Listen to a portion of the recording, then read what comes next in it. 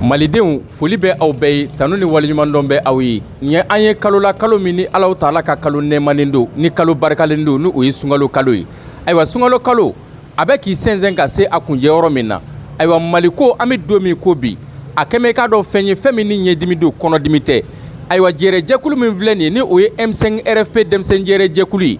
ayiwa M5 RFP bureau national a maa ɲɛma ni o ye k'a dɔn k'a fɔ commando Bubu Bacili Ben ale ye k'a dɔn wele bila tɔnden bɛɛ ma ka na misiba fa k'a sogo tila i k'a dɔn walasa an bɛ tɔɔrɔ ni degun min na jamana kɔnɔ Alahu Taala bɛ se ka hinɛ jamana in na cogoya min ka kolosuma ani basigi don a kɔnɔ o kɔnɔna na dugawu kɛrɛnkɛrɛnnen an b'a kɛ ka ɲɛsin an ka taabaw ma n'o ye forow ye minnu bɛ n'u bɛ lahara sigi la i k'a dɔn u ta tɛ k'u bɛ ka Ala tanama namunu anw minnu fana bɛ balo la an tɛ ka i k'a dɔn k'a fɔ saraka wɛrɛ di Alahu Taala ma ayiwa dugawu a kɛbaa de ye jɔnnu ye nka minɛbaa o ye jabaru masa ye hakilila min bɛ nin jɛrɛjɛkulu in na n'o ye nin sifina jɛkulu in ye hakilina jugu wɛrɛ tɛ Mali bɛ lombo lanba min na bi basigi ani kolosuma o bɛ se ka don jamana kɔnɔ cogoya min na ka dugawu kɛrɛnkɛrɛnnen kɛ ka ɲɛsin an ka camancɛla fangaw a maa ɲɛmaw ma walasa basigi ni kelenya o bɛ se ka don jamana kɔnɔ cogoya min na an ka don da kelen fɛ ka jɛ ka tila ka bɔ da kelen fɛ o kɔnɔna na jɛrɛjɛkulu in maa ɲɛma i y'a dɔn k'a dɔn kulu bɛɛ dɔ bɛ k'i yɛrɛ ye a ɲɛ kɔnɔ n'o ye denmisɛn jɛrɛjɛkulu ye ayiwa an bɛna kuma sɛmɛ maa ɲɛma yɛrɛ la ni o ye commando ye Bubu Bacili Ben an bɛna kuma sɛmɛ a la min b'a kun n'a kan cɛ a k'o fɔ an ɲɛna président i ni wula n bɛ foli bila maliyɛn cɛ a n'a muso ma ka foli bila M5 kanubaga a tɔnden bɛɛ lajɛlen ma Mali kɔnɔ Mali kɔ kan ka foli bila jamana ɲɛmaaw ma transition ɲɛmaaw bɛɛ lajɛlen ma Ala min ye sunkalo in timɛko ɲuman d'an ma k'an se bi la an bɛ Ala tanu kosɛbɛ ale de ka fasamacɛ y'an se kɛ ka bi sɔrɔ an bɛ dugawu kɛ fana Ala ka sunkalo tɔ ani san wɛrɛ tɛ Ala k'o jira an na ayiwa o bɔlen kɔfɛ an ye jeunesse M5 RFP an ye jeunesse fara ɲɔgɔn kan bi n'o ye an ka siège sinidi la bi dɔwɛrɛ tɛ sogoko tɛ c'est à dire bɛn an ka don da kelen fɛ ani ka don da kelen fɛ parce que jɛkulu ni a ye ko daminɛ ma gɛlɛn mais laban de ka gɛlɛn laban in o tɛ dɔwɛrɛ an bɛ fara ɲɔgɔn kan ni Ala ye an bɛ Ala ka donmaw na bi n'o o ye sunkalo bando ye n'o o bɛna kuncɛ ni seli ye donc an ye jeunesse fara ɲɔgɔn kan ayiwa an ye sogo faga dɔ kɛ sogo faga in a dabɔlen don an ka dugawu kɛ ɲɔgɔn ye sogo ko tɛ mais dugawu an ka kɛ ɲɔgɔn ye pour que an ka jɛkulu in ani an ka jamana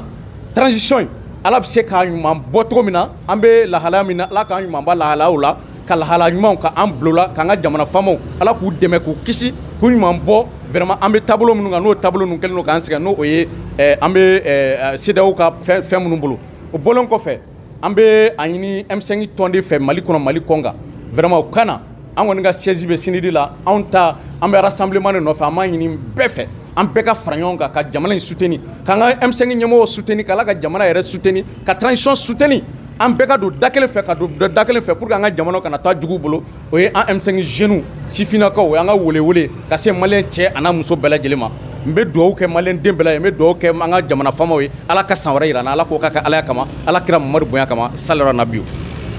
Ok assalamu alaikum an bɛ foli kɛ maliyɛn den bɛɛ ye Mali kɔnɔ Mali kɔ kan yan bi an bɛ M5 sifinnakaw jabala la n'o ye sinidi siège ye M5 jeunesse a bureau national a président n'a vice président n'a membre bɛɛ lajɛlen bɛ yan bi an bɛ kalo la min ye kalo barikama ye n'o ye Ala ka kalo barikama ye n'o ye sunkalo ye sunkalo in a sera a kuncɛyɔrɔ ma an bɛ wagati min na an ka ɲɛmɔgɔw y'an wele an ye bagan faga pour que k'a kɛ saraka ye ka dugawu kɛ jamana ye ka dugawu kɛ maliyɛn bɛɛ lajɛlen ye bɛɛ k'i ŋaniya fara ɲɔgɔn kan an ka jamana bɛ lahala min na pour que an ka jamana ka se ka bɔ lahala in na an bɛ dugawu kɛ an bɛ situation min na nin daminɛ ni sisan cɛ sɔrɔdasi fɛn fɛn binna kɛlɛkɛyɔrɔ la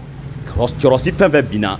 kura ni kɔrɔlen fɛn fɛn binna kɛlɛkɛyɔrɔ la sɔrɔdasi ni civil bɛɛ an bɛ dugawu k'a bɛɛ lajɛlen ye Ala ka hinɛ u la Ala k'u dayɔrɔ sumaya Ala k'u jiginyɔrɔ ɲɛ sunkaloba in bonya kama Ala k'an ka jamana in bɔ a bɛ lahala min na Ala ka jamana in kanda an b'a ɲini maliyɛn den bɛɛ lajɛlen fɛ ani M5 tɔnden bɛɛ lajɛlen sunkalo in bonya kama bɛɛ ka dugawu kɛ transition ye bɛɛ ka dugawu kɛ jamana in ye Ala k'an bɛ situation min na kɔlɔlɔ minnu b'an ka jamana in kan ani ni janfa minnu talen don diɲɛ jamanaw fɛ ka ɲɛsin an ka jamanaw ma ale ni kulu dɔw fɛ Ala k'an b'o kulu kɔnɔ Ala ka jamana in segin jamanadenw bɛɛ sagoya la n bɛ wele ma da M5 jeunesse bɛɛ lajɛlen ma M5 jeunesse bɛ yan an bolo talilen don bɛɛ lajɛlen ye